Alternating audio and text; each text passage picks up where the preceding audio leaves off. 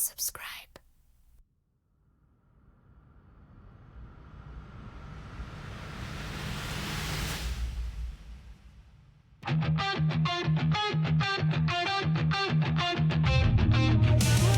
Holding on together.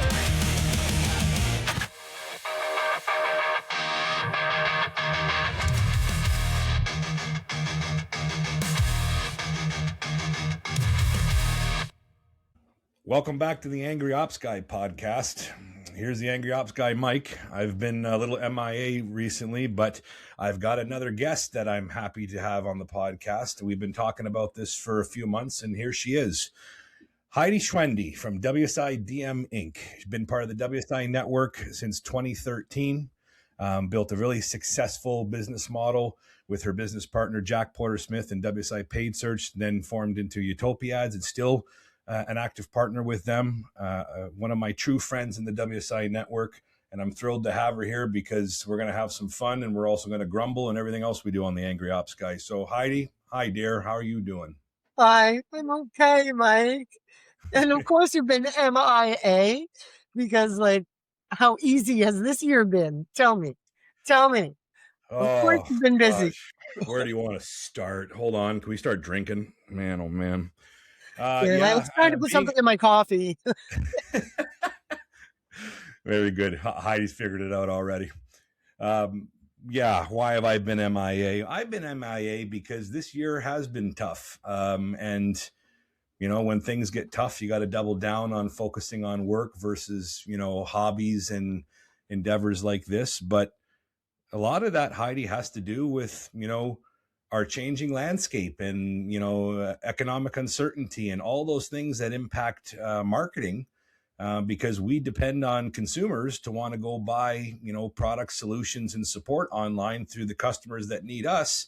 And when consumers take a step back or maybe don't have as much, you know, money available to spend at the level that they did even 6 months or a year ago, it really harms digital marketers, right? So we have to keep adapting and pivoting. And Christ, we're definitely going to get into AI and how that's changing our ecosystem today. But you know, it's good to be back with you. We talk a lot offline, me and you. We are friends and not just colleagues. I truly call you one of my true friends, especially in the years I've known you with WSI, and we've got some good stories. And we've also worked on some successful joint projects together for clients where we're leveraging each other's skill sets to help support what the client needs. Yeah, and that's that beautiful kilt-wearing Scot that introduced us quite formally. And, you mean that fat, you know, that pumpkin-headed goof, Jack Porter Smith, who, you know. Yeah, like that. I still don't know, you know, if I'm going to drop episode 2 of his, the way he talks to me. But we love you, Jack. You know that your 2 favorite people are on this call. So yeah, he's one of these days, Heidi, we're definitely going to have Jack on, and the 3 of us can just... we'll have a hoot with that one day. That would be a lot of fun because there's 3 very different minds there to talk about digital marketing. Are we going to talk about the under the table grabbing at dinner? I'll just share that. I'll just share that story later as we go. Like, don't put all the good stuff out there first, but sure, we'll talk about how Jack really closes deals, and it's not appropriate in any capacity, so don't worry about it. But, you know, you mentioned to me, you know, I kind of said I had been MIA or not focused on pumping out new content here. And, you know, now we're kind of back trying to do it. With that being said, you mentioned it's been a tough year. And I know that you and I talk a lot about business and life and other things. And obviously the themes here are primarily around operations and business. But I'm going to flip that on you is what's caused this year to be challenging or reflecting now late December to be deemed as 2025 was difficult and, you know, you're looking forward to a fresh start in 26. What does that mean to you based on how you've navigated your agency this year and what you've seen going on in our ecosystem, the industry, and frankly, the marketing world? Sure. Look, Mike, you're right. It has been a difficult, like a really tough year for all of us. I mean, for fuck's sake, how much harder can it get? So I was, you know, I've been doing a lot of research and finding there are so many agencies, like there are thousands of people trying to do this out there. Um, and of the thousands that are doing it out there, like multiple thousands, like we're talking 5 figures, thousands of agencies. And of those, only a fraction, only the top tier are doing it remotely well. And customers are paying for stuff that doesn't work. Customers are frustrated. They come to us angry. And I mean, we have some examples of that where we Sure. had to turn customers around, and things are just getting more and more difficult. So there are fewer customers out there. There are fewer customers who believe in what we do because of the bad players. And I don't mean that they're deliberately bad. They think they're good, but they don't realize that they just don't know what they don't know. And some of them, yeah, it is just a cash grab. Like, okay, we'll turn you and we'll burn you, and then we'll just keep bringing them in. So there was Doesn't that. that drive you? Doesn't you that drive you nuts? It Because does. It harms you, ours. you do so much prospecting because that's really your forte is how to find the way to get the door open to have those conversations. That's for the 10 plus years now, if not more, I've known you. That's always been your skill set. But I'll tell you, from the ops guy here to, the business owner that you are, it chaps my ass when we get in front of customers, no matter size or scale. And that's the first thing they say is, my former agency or the existing agency, I don't know what the hell they're doing. They won't grant me access to this. They're not giving me the reports. They promised me this, they promised me that. And to your point, when you're talking tens of thousands of agencies, and for anybody that's listening, that's just the consensus of statistical numbers in North America. We're not talking globally. We're just talking North America. Yeah. Yeah. Um, how do we, it gives the good agencies, and when I say good, the ethical ones that truly want to help people, because that's what we're in this business for. And that's a theme, right? It's not all negativity, but you do this business because of the outcomes that you provide through your tactical solutions and strategy to help people make people's lives and people's businesses better. That's, if you're an ethical digital marketer with integrity, that's truly what you're fighting for, is to know that, a client says, well, I was going to go bankrupt, but I doubled down and invested with you, and in X amount of time, I'm in the green now and I can see light. Or, maximizing their expenditure for better gains and ROAS and everything else. But Yeah. I think so many of those conversations are around, you're all the same. You're yes. all a bunch of crooks. Yes. You're all promising the world, and it's all bullshit.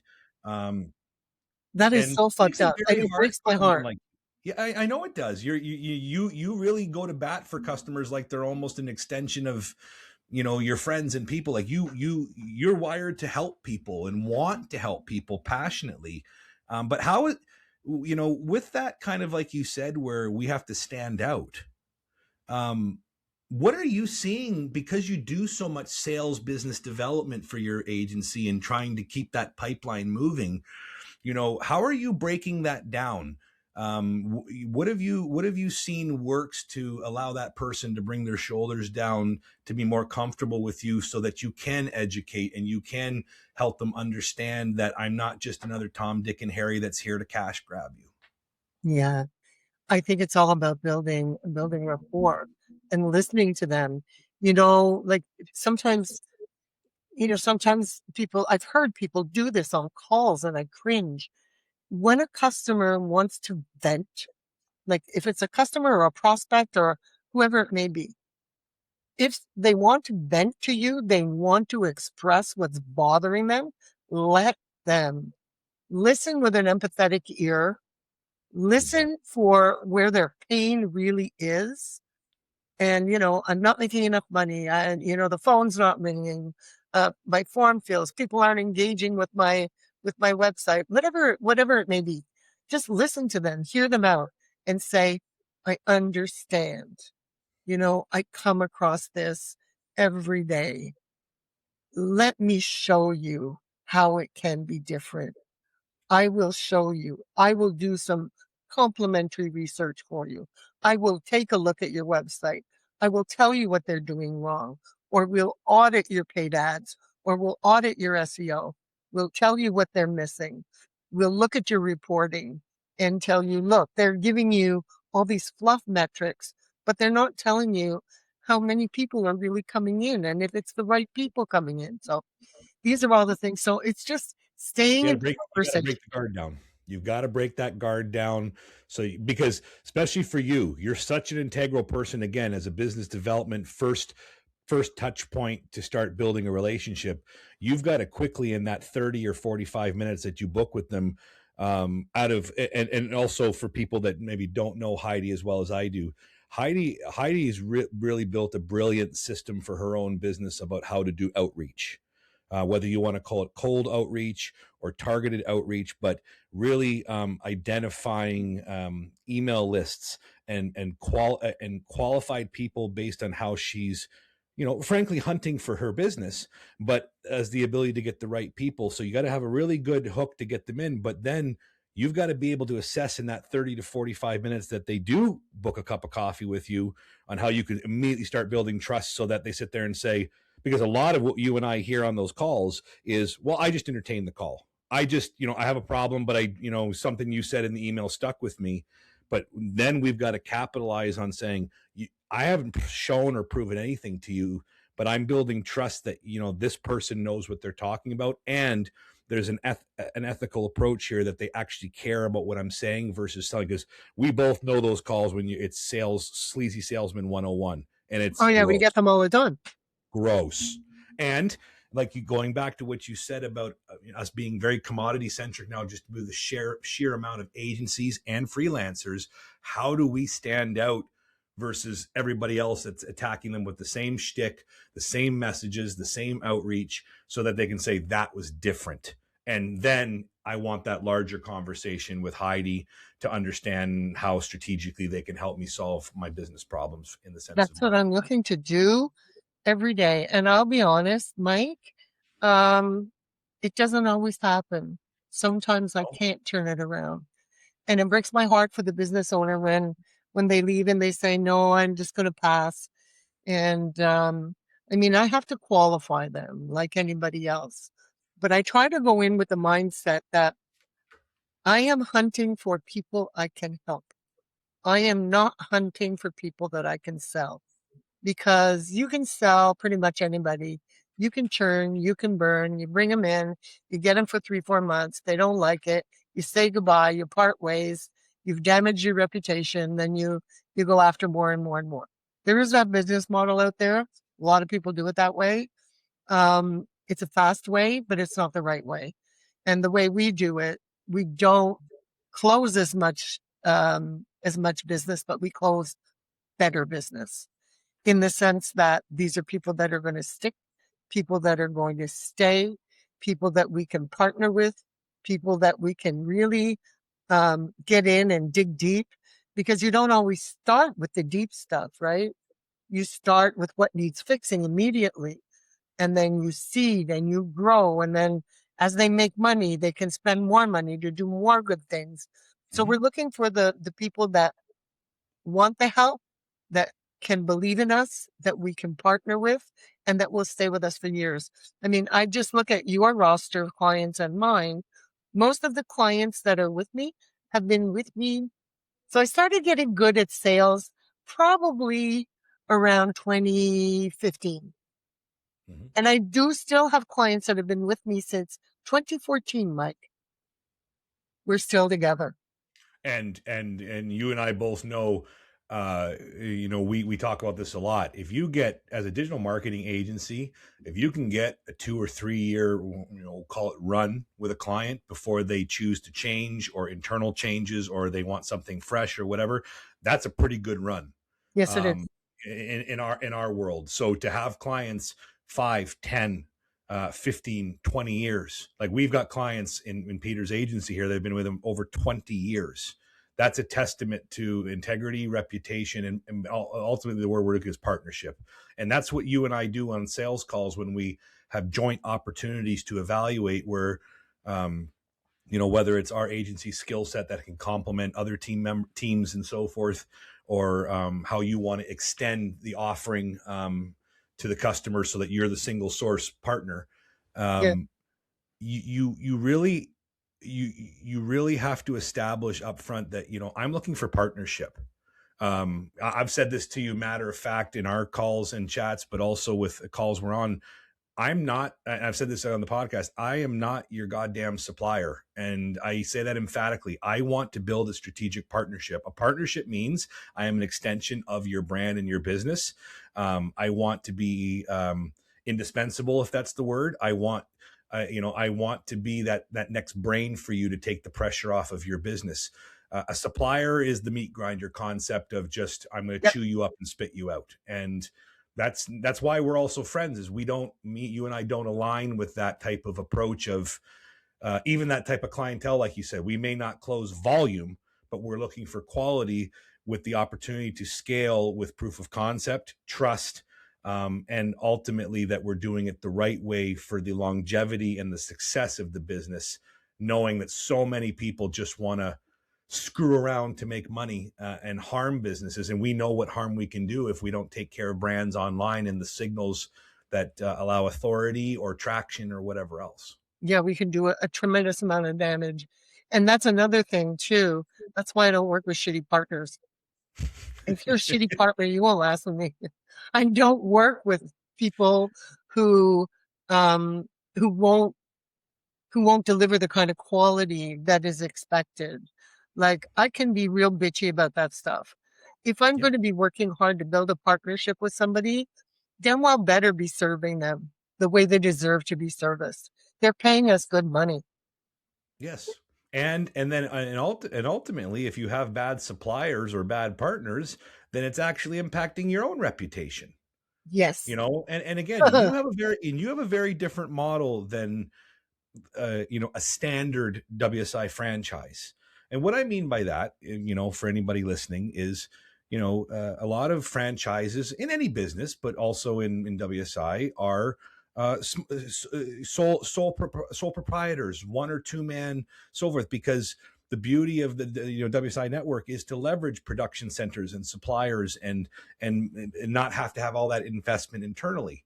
But you chose early on in your agency growth that you knew what you were good at, which was sales, business development, client relationships.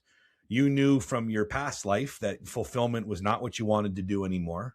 So you've really made a point over your 12-year journey of success in WSI, and the ebbs and flows of working to build strong partnerships with key partners, so that you can literally, if you will, pass it off and trust that it's going to be executed and managed for the lifespan of the customer, versus you being a bottleneck. You mind speaking a little bit about that, in the sense of, because you've really been a strong example for people like me of how to um, run lean internally and maximize intelligence and experience and expertise from trusted production centers and partners, as a way to move your revenue in a positive direction. You mind explaining a little bit your thought process behind that?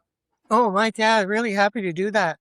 So, look, the way I came into this was, there's a network here, a network of talented people. I just have to go in and find the people that I mesh with. Why would I bash my head against the wall to try and recreate everything that Mike has already created? It's already there. You've hired the people, you've trained the people, you educate the people. They build, they're immersed in this all day, every day. Why would I go and rebuild that wheel? The wheel already exists. I don't need to do that.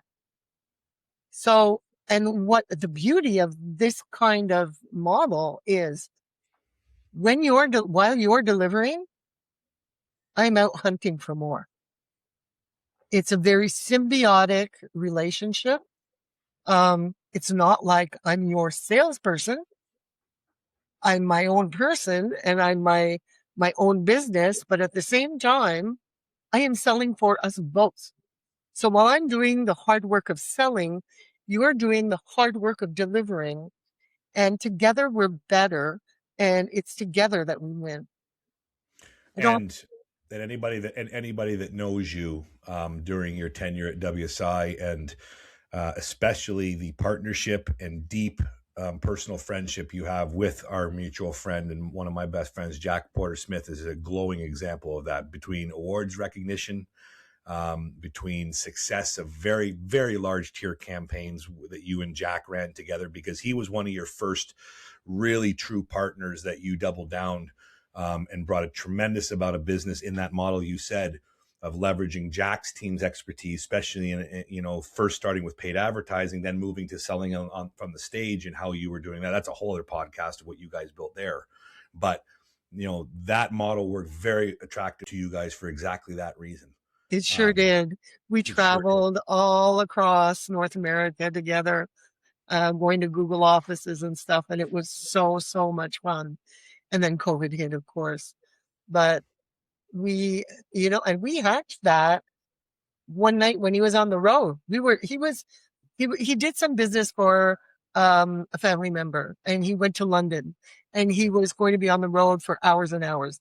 So we had a brainstorming session. Well, he was driving back from London, and when I say London, I mean in the UK, back to Scotland, and I was here in North America. And it was early for him, but it was, hang on. No, it was early for me, but it was late for him. So he's driving in the dark. And I spent the afternoon with him. And that's how we hatched that plan. And this is what I mean about working with good partners. Smart people, the iron sharpens iron thing. When you're sharpening a knife, you sharpen it against another piece of metal. You know what I mean? And that's the rub right there. That's a good rub. That's when good things happen. Ideas of what? And also to that point, like you're saying, is it allows you not to be, there's a big topic going around and some chatter and stuff about imposter syndrome, right? Because again, our landscape is changing like crazy, and everybody wants to be on top of it. Everybody wants to be able to talk about it intelligently, including myself. It's we are really at an unprecedented times right now of how technology is evolving what we do. Oh, holy shit. Tell me about it. No fucking kidding. I feel like I'm cracking under the weight of it some days. I feel like I've got AI tattooed on my forehead, for crying out loud. But going back to that, it's like you said, is it allows you not to say, well, look, I am the salesperson, I'm trying to bring the business in, but we all know that, because of how much remote meetings people do now, again, the outreach and solicitation, which is a big thing in our industry, of how many emails saying, we'll get you ranked this and we'll get you ranked that and book with us and blah, book a calendar invite and this and that, is you have the ability to pull your lieutenants in from all facets of WSI to show that I have smart people. I can address any question you have, prospect. And I don't have to be the one that has to carry the burden of all the insights, all the information, technical, tactical. Like, for example, you've brought me on select prospect calls, specifically for the fact that, Mike, you're very technical. And that's what this client needs, because they're worried about the technical side. And I'm not comfortable enough articulating that farther than how far I've positioned marketing and understanding their needs and pains. And I've come into calls with you, even on something small, to help you in Utopia ads. And that becomes the missing piece, saying, what's the next step, Heidi? Because now they've got that confirmation that there's somebody that knows what they're talking about on the other side of things, versus just don't take this the wrong way, but like a glorified salesperson that has a script and a shtick, but as soon as it gets tactical or strategy, then they fold. And that's why a lot of salespeople don't do well in our industry, is because you have to blend strategy, tactical, and sales in one to convey a proper narrative to the customer that you're talking to try to sell your marketing strategy for what they want. I have been very fortunate, Mike. And I won't belabor this, but I'll just give you a very short progression. I started my career in technology consulting. I worked for a CEO, and what he did was relationship sales all day, every day. He had done it at IBM. He was Cambridge educated, brilliant guy, and he mentored me for about 10 years. Then when I left and I came to Toronto at that time, I realized, oh my goodness gracious, marketing is changing in a big way. the internet. So I went and I wanted to learn to code. And I realized, I'm going to age myself. I hate doing it, but it's valuable to say. The first word processing programs that we had, actually, you had to use some HTML to get your documents to render. So when I went in to start to learn how to code, I'm like, hey, I know this shit already. This is great. So went through that with flying colors, reoriented my career from traditional marketing and PR to digital marketing, and I learned how to code. And I started again and as a coder, which I loved to do. It was so fun. But because I came through that progression from the beginning of the internet to today, every new shift is just a new layer of knowledge. It's not something Yes. that I have to learn from scratch. So I can see things that other people sometimes don't see. And that's where I say I'm fortunate. I'm lucky. When I was going through the learning, it felt very painful. But now that I know this is always going to change, it's going to be lifelong learning for as long as I'm doing this business. I now know this is just another layer of change. This is not, the old stuff is not going away. It's shifting. And we're adding new layers to it all the time. New layers of knowledge, new ways of doing things. So it has been very, very valuable for me, I must say. Well, you So, should just take over this podcast because that was a perfect transition. I can't even speak like you can. You talk about a shift. Let's shift a little bit naturally here, but let's start talking about the shift because the shift is massive, Heidi. right now, yeah. And especially in the last 3 to 5 months. We had Heidi and I had a catch up call last night when we were trying to figure out if we were going to be able to record today, but we went on a tangent for over an hour just talking about the change and the fatigue that's come with it and the mental exhaustion. Yeah. One thing we were talking about. So let's talk about the shift and the biggest shift to kind of put it into perspective for people, because we can't talk about every single thing. We'd be here forever. But the biggest shift is the injection of artificial intelligence and large language models. Oh, baby. And are Oh, they learning fast? Oh, and, baby, baby. and what's unsettling is, like you said, it's not, things are going away. Everything in our industry evolves, like you said. And not saying this to date you and whatnot, but you explained you've been around doing some sort of technology sector work as your career path has transitioned and evolved from the early infancy of the internet. Yes. Let's just say the late 90s, where we remember what the internet was there and what websites were there and what we're doing now. SEO has been something that has been evolving in many, many, many different facets for over 20 years. Yeah. And it continues to evolve. So I do agree with you. You're absolutely right that, things don't die. They have a purpose, but it's making sure you understand the importance and the evolution of, again, technology, because even a couple of years ago, we didn't have the ability to talk to a large language model that says like, hey, I want to figure this out. And it gives you at least an accurate output to kind of say, that's an interesting baseline. We were doing that stuff manually. And now we're seeing in Google and so forth. Now we're seeing AI coming in as overviews. We're seeing AI mode. We're seeing now that we have to understand and try to figure out how to sell, but also how to execute, how to optimize websites and brands more so for now large language models, whether they're injected into Google to serve information or a new, if you want to maybe call it a new search engine concept, which is these individual large language models, because people are going to them instead of going to Google, in the sense of getting discoverable information. And there's no playbook to this. And No. it's not all net new. Like you said, foundational SEO and best practices and principles are the baseline of how the large language models will understand relevancy, accuracy, reputation, authority, all those things that we've been talking about for years. But there's a new layer now, that how to make these language models understand information better for accuracy, versus false positives, and thus how do we make sure that our customers show up in the queries in these large language models that will allow the right information to be served? So Yeah. again, it's not, it's SEO, but now it's evolving SEO, whether it's search everywhere optimization. WSI is really digging down on adaptive SEO because Right. of the word adapt. And that's really what we are doing. And we are adapting to a major shift in our industry based on technology that the world has never had. And like you said a few minutes ago, it is coming. It's not even coming so fast. It is here, and every day is so fast, whether it's what it's learning, what's being rolled out. Because again, we weren't even talking in severity about the SEO changing landscape until roughly July of 2025. Yeah. And there's something that was, so 2000 was a big shift. There was a dot-com bust, and everybody told me, why are you going back to school for this shit? And I said, because there's maybe not a business case for it today, but there will be.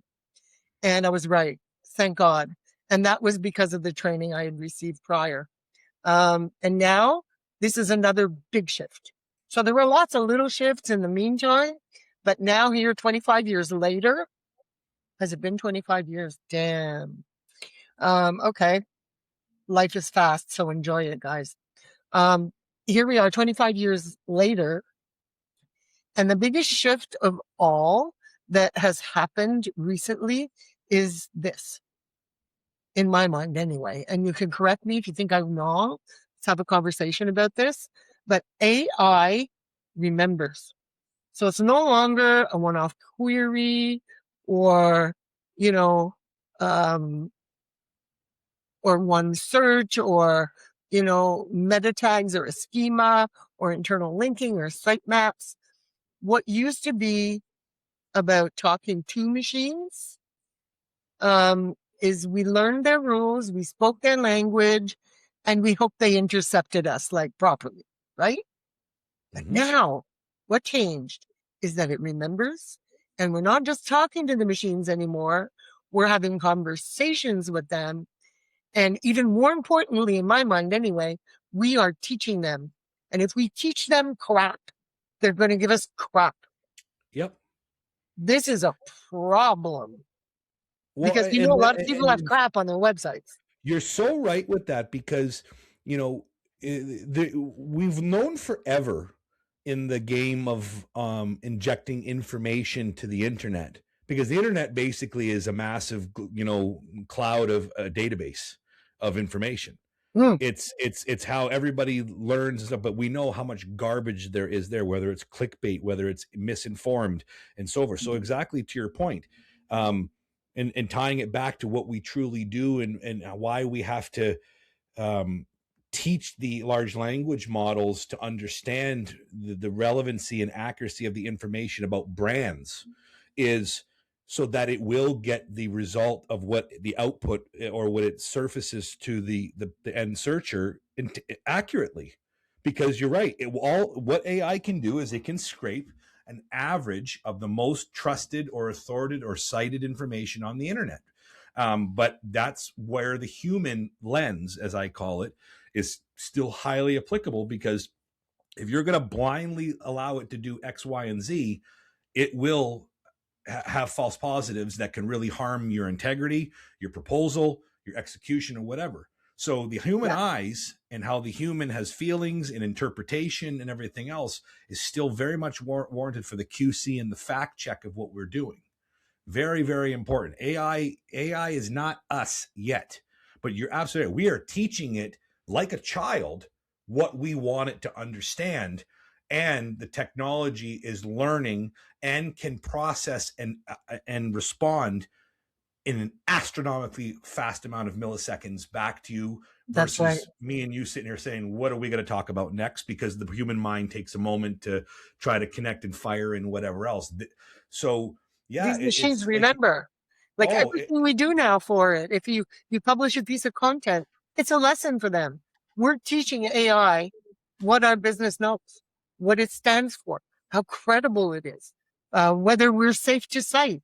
And if our content is thin, or it's inconsistent, or it's sloppy. What we're doing literally is training the system to undervalue us. So it's Yes. not optimization anymore. I think that that's maybe a word that will eventually disappear. I don't think Okay. it's just optimization anymore. It's education. And bad teaching gets ignored. And that Yeah. is fatal. That's a really, I like that line a lot. Bad, bad education, bad teaching, what you say there, because you're absolutely right. We've heard that word a lot since AI has come into day-to-day business, even for operational efficiency and fulfillment, is slop. AI slop. Because again, it's not just I can produce it faster. Is the quality there? It's meant to make you more efficient. That's what we're seeing right now, is the efficiency. But the Yes. efficiency doesn't mean that something that took 5 hours before now is 5 minutes. Efficiency means a stronger output, a more accurate output, more options for a customer to consider, more competitive research in a faster amount of time. It still has to be vetted by a human. AI is very impressive so far in doing mundane tasks and repetitive tasks. Unfortunately, that's we call it, like the grunt entry level work and so forth. But again, we have to make sure that we teach it in the right way. That, can I trust this brand? Is the brand entity consistent across all the signals online of how it can interpret? Can I trust this company that should show up as the most accurate result for what the customer is searching for? Because what I said to you last night, and I feel very strongly about, is we're actually going back into a discovery phase. Yes. So discovery has always had a place at the top of the funnel. I'm discovering information. I'm trying to get informed. I'm trying to get educated. But now we've got to allow customers to be discovered again in the new large language models, so that then they can get the referral traffic, the cited traffic of saying, where did you get that from? That will then now allow them to go to their websites. Because the scary thing that you and I are seeing, and we're tracking every day, and the scary thing we're seeing in reporting, especially on the SEO side, is since July and the Google algorithm updates that happened, traffic is declining. Yeah, And 34%. everybody is panicking about it, because you can't look at traffic as a major signal anymore. They're actually saying that traffic as a data is actually becoming a vanity metric, because it's not telling you the right story. So, okay, your SEO company, SEO agency has worked over the last 5 years, and they got you from 100, traffic a month, and then 1,000 traffic a month, and then 10,000 traffic a month. Well, guess what? That 10,000 traffic now has been cut to 1,200.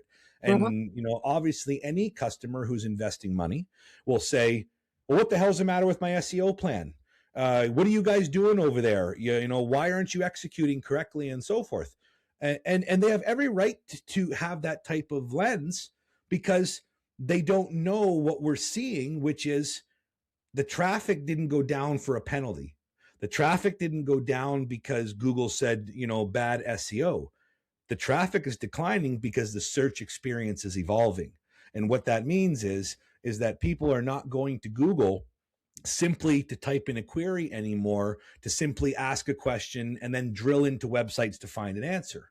They are being served the answer directly in the search results, directly in the LLMs, directly in the overviews, directly in the schema FAQs that pop up directly in Google. And with that information, thus they don't need to go and read a blog post about top 10 best things for why you should select X. However, we have to make sure that they understand that what we want, though, is we want quality traffic over quantity moving forward, because you Correct. may only have 1,000 or 300 unique organic visitors moving forward. But if those people are actually the high intent consumers that have done their due diligence and discovered and found you and drilled down, then there's a higher percentage to convert. So conversions, form fills, phone calls, and so forth are really going to be what a customer should really double down and look at for the success of their campaign, over vanity metrics of the past that did tell a story, but are just not going to tell you why things are adjusting. Because again, AI was not here injected in the search engine. And one thing I'll say further, because here I am rambling and I want you to get in here, is when that SEO conference that I went to in October, which I'm going to have dedicated episodes about and some of the findings, one they were saying is, well, you wonder why AI overviews magically appeared in the last couple months in Google and everything else. The reason being is Google does not want you stepping away from Google. They don't want you sitting in Chat GPT or Perplexity or Gemini. They want you to stay on Google's page, because if you're on Google's page, there's advertising real estate there that is being capitalized on, and Google is here to make money. So it's to their benefit to say, I will inject AI to be able to bring stuff directly into Google because you'll stay on Google. That's right. And you'll see the advertising and you'll see this, that, and the next thing. They're even thinking about monetizing these AI overviews too, right? So this is another funny thing. But another thing that's really messed up, like really, really messed up, is people are starting, we got to do everything for AI overviews. That's all fine and good. But that doesn't mean that the old stuff stopped mattering. It still matters. The LLMs are still looking at that. Like your site speed, your mobile experience, your crawlability, your schema, they're all still critical. If the site's broken, nothing else will work. So if you have those broken things and you start adding all the AI optimization, you're going to be optimizing poorly, because it's going to only understand a broken site, and it still won't cite you no matter what you're doing. It's going to still ignore you. So this is where you build on top of what you used to have. Yes. So instead of obsessing over, and this is how the strategy shifts, right? Instead of obsessing over like individual keywords and all this kind of stuff, we got to start mapping conversational journeys. So someone asks a question about a product or service, you have to think about what's the next question they're going to ask and what's the one after that. So this is why we're all saying right now, FAQs are really important. Yes. It's for that reason. Because AI is primarily designed right now to address questions. Yes. Ask it a question, it will find you the answer. And then you can, to your point, you can go. So you're absolutely right. FAQs, why you see FAQs everywhere now, is it is a tactic to be able to address questions. And then based on responses and how well robust that content is in the sense of topical authority, can it be trusted? Can it be cited? And can it be served? Yes. And when we're talking about connected content, what does that mean? It's clusters of content that show depth and context and continuity. That's where your internal linking becomes so important. You're showing the machine, like, look, I'm giving you this individual page, and this page links to this page, and this page links to this page, and this backlink comes back here. And everything is informing the LLMs what that depth, context, and continuity is. And this is where editorial standards, the way we know them, stop being nice to have. So we're still in a content is king kind of environment. That won't change. Editorial standards are like, how can I put this? I don't like, in a world where anyone can generate infinite content instantly, quality is our only moat. That's the only one we have left. Yes. So every claim we make we have to be able to defend it. Every statistic needs a source. Every piece needs to sound like it came from someone who actually knows what the hell they're talking about. Who is that author in relation to the brand that it's talking about? Right. Again, is all of that consistent in a consistent positioning of this brand? Again, because the other thing too is if that entity, the brand, is inconsistent, we're the best in the world, but all the reviews online say that you're a bunch of malicious, you know what's. Yeah, and you have 1 stars. We do this, but you say everywhere else you do that. That's like crossing the wires. And that's going to not allow it to be able to understand can I trust this brand entity in all of the signals online that contribute back to this brand? So again, we've talked about this too. Our mutual friend Mark Jameson out of WSI Ottawa, Oh, smart guy. Love him. strategies. Mark has such great vision in the sense of, again, over 2 years ago when AI was just starting to rumble and everybody's like, okay, well, we'll get on the horse.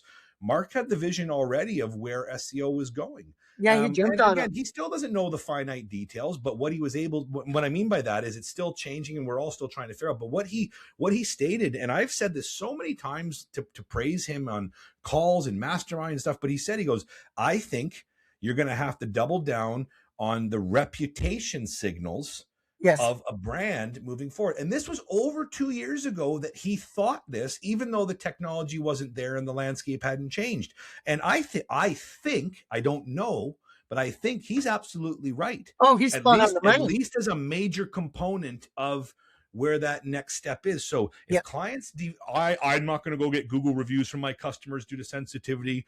I'm not going to have other reputation platforms where there's chatter positively about us. I'm not going to do this. I'm not going to do that. Our mutual friend and colleague, Christina Pilarski, co-host of this show in season 1, her whole life is PR and she's adapting to provide new service around digital PR. And she's got the vision as an agency owner and an operator to say, I know this is important moving forward. And then guess what? Then the AI gets here. Then the LLM and SEO process is changing. And now all we're hearing is digital PR is going to be a key component for brands to invest in moving forward, because it's also what is being talked about of this brand out there. What are, how is this brand referenced? What is the chatter and what is the community around this brand? So my point being is, like, so much is changing and you can't do all of it. But to your point, you don't have to throw everything you learned in the last 10, 15 years out the window. Tactics change all the time. But you talk to our friends, you talk to our partners and suppliers in the network, and they're saying you can't optimize for LLMs unless you have a strong foundational SEO. So that's why we are all trying to introduce packages that complement SEO and AI-driven visibility optimization and different, like, I love the word layers.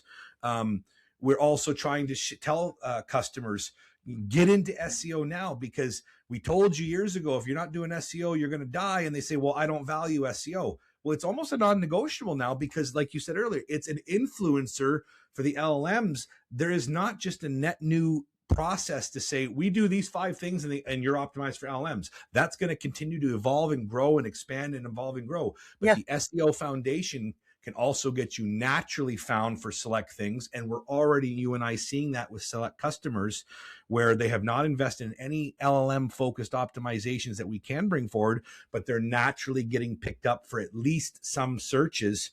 And it's even surprising us, because we're sitting there going, that means our SEO work, and to the customer's credit, however long they've been investing to double down and keep working through that roller coaster, it's paying off naturally now. And then we can layer the next tactics on top of it. Yeah, it's just like when you're raising a child, or you know, anybody that you're training that's like little in something, like they're just learning something. At first you talk at them, and we spend a lot of time talking at LLMs, but now it's different. You can't talk at the machines anymore. You have to teach them. And if you're only talking at them and not teaching them, what's going to happen is other people are going to teach them. And it's going to lean, like the machines are going to lean on those people more than they'll be leaning on you. So yeah, you have to invest in real editorial oversight, in my opinion. You have to, update like your KPIs to include visibility signals. And gosh, before we were to close, Mike, I really want your take on how we're going to measure this, because there are some elemental things that need to happen with measurement. There are some things that we can do now, but where do you think measurement of AI is going to go? Because we're going to have to measure it. And SEO is now becoming a performance channel, just like paid is a performance channel. I Yeah. think, when we used to talk about the triune relationship between website SEO and PPC, Yeah. that relationship is even more solidified into what performance marketing is all about. Let me take a step further just to complement what you're saying there, and then Good. I'll address your question and so forth. But another thing I learned at that SEO conference and trying to understand where the landscape is going is, it's also some very, very experienced SEO people that do big, whether it's SaaS or B2B. Like I'm talking big SEO for big corporations Right. at scale, sheer data and testing and all those crazy things they can do. Well, One thing many speakers, presenters said was that it's no longer negotiable. It's a non-negotiable now, for a customer to come to you and say, well, I want the quick fix, I want paid advertising, just I want leads and turn on the tap, but I don't care about SEO. Or, well, I really trust SEO but I hate to pay for leads. And I'm just using two of the big kind of strategic opportunities we have in traditionally in digital marketing. My reason for saying that is you want, moving forward, to take as much market real estate in the search engine away from competitors. And that's not just first page rankings like the old days. right It on. is, do you have paid ads showing? Are you showing up in the local map pack? Are you showing in the AI visibility overview results on the right hand side? Are you showing up in the schema rich snippets that are showing up? Are you showing up in the reviews? Are you showing up in the GBP? Are you showing up in the organic rankings? My point being is, are you showing up in the shopping ads? Because everybody knows that there is so much bloat on the first page of Google now, it's almost very unattractive. It used to be a whole bunch of paid ads and organic rankings. And now organic rankings are pushed almost to the bottom of the page. That's Yeah. not de-emphasizing them, but what that means is how much above the fold real estate or pixel share can we capitalize for a brand moving forward, because there are signals that will influence the LLMs as well to understand that this brand is either bigger or more powerful, Right. compared to another brand. So my point simply being is how much pixel real estate above the fold, means before you have to scroll down on your browser, are you capitalizing to take away from other competitors? So they're saying it's like, don't sit there and pick SEO or PPC against each other. You should, customer, be investing in both, because you're actually doubling down on visibility. Again, that word visibility and discovery through channels, because of the change of how people are going to find stuff versus just, I'm going to show up just in this little box here on the page there, which again will not be sufficient moving forward. No. No. And to answer your question about where are the set stats or where is the reporting metrics? Now, I don't have a finite answer. No. We are working with our suppliers. We are working with our partners to understand what is relevant metrics that we can trust. How can we add them, or how can we monitor them in Google Analytics based on how traffic sources are changing, Mm. especially with the zero click and everything, to understand what is the new traffic, how can we quantify it, how can we report it. SEO tools and other tools that we use are integrating AI related data now, so we can start understanding what's discoverable, what is visible, and so forth. But there is no just XYZ yet. It's still coming, and it's going to get better. But to answer that question, Heidi, we're putting in what we can trust. And that's with thought leadership through WSI. That's going to like this SEO IRL conference that I did in October to learn from experts that are far smarter than I'll ever be. And also to be able to, again, collaborate with smarter WSI people to say, what are you integrating? What is working? How did you integrate that? Because, it's not just the consumer or the business owner that's behind, in the sense of, what is this? We're the technology people and we're just trying to keep up, because, and it's not at all like, well, hey, Mike and Heidi, you're a year behind the curve. No, it's because that's how much has changed just in the last 3-4 months. just in the last 3-4 months compared to January and February, when we were having much different conversations about search experience or SEO and how to get you visible. Like, nobody can learn to be a guru in 3 months. Again, it took us 20 years to understand, to talk confidently and execute SEO. So it's not going to take 20 years to learn this, but we all, the agencies that don't double down on this and understand it and adapt, going back to that adaptive approach, they will die, because that's going to be your strategic advantage. Can I leverage the technology? Do I understand how the technology is changing what I facilitate for customers? And also, going back to what you said about education on how helping prospects and helping people to start to trust you, how to educate them of what they need to know to protect their own business moving forward, because their adoption cycle is going to be longer than ours, because this is what we do every day. Whereas, John the painter and Jim the roofer, they know their business very well, and they just expect their website to work. And now we're going to say, let's go talk more technical jargon. So we got to find a way to dumb it down and say, this is how people need to find you, and I can help you, if you pay me, to be able to get you found. Again, discoverable. And another thing that I think is really interesting, I did some research the other day, and people are saying, "Oh no, we want to do this in-house, in-house, in-house." Number one, you can't, because we know nobody can do this in-house unless you have like a massive team. So I did the math on how many people you would need to deliver this, and how much they would have to train. They would have to spend 50% of their time training, because they're not immersed in this all day, every day, like we are. So for a small business, maybe $11 million business with maybe, say, 100 employees, they would need to have 6 people in marketing doing this. These jobs are all 100K plus jobs now. Like, they're very technical. So they would be spending $600,000. And then I crunched it down to how much it would cost them with us.